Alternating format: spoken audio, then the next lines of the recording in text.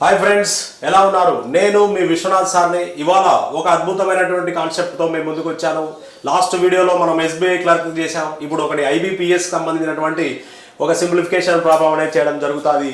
ఏంటంటే 25 × 40, 25 4 = 100, 100 పక్కన ఇంకొక 0 వస్తుంది, plus 20 is divided by, so divided by question mark is equal to 1020 ఇచ్చాను. ఇప్పుడు ఇలాంటి క్వశ్చన్ చూసినట్టయితే ఇక్కడ 1020 ఉంది.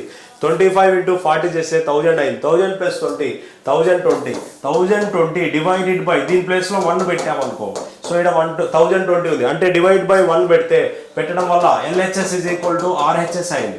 సో కాబట్టి దీనికి ఆన్సర్ 1. క్వశ్చన్ మార్క్ వాల్యూ ఎంత అన్నాడు. సో ఇట్లా చూడు.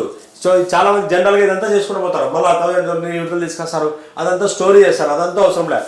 అద్భుతమైనటువంటి కాన్సెప్ట్తో ప్రతిరోజు మీ ముందుకు వస్తాను. నా టార్గెట్ ఒకటే, నీకు గవర్నమెంట్ జాబ్ తెప్పించాలా.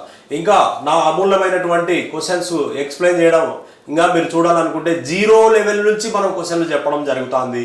ఇంకా ఎప్పుడు వీడియోస్ అప్డేట్ చేస్తూనే ఉంటాను దాంట్లో. కాబట్టి మీరు మన యాప్ని, శ్రీ విశ్వ అకాడమీ యాప్ని పర్చేస్ చేసి మనకు కొంచెం సపోర్ట్ చేయండి. సో రైట్, జై హింద్.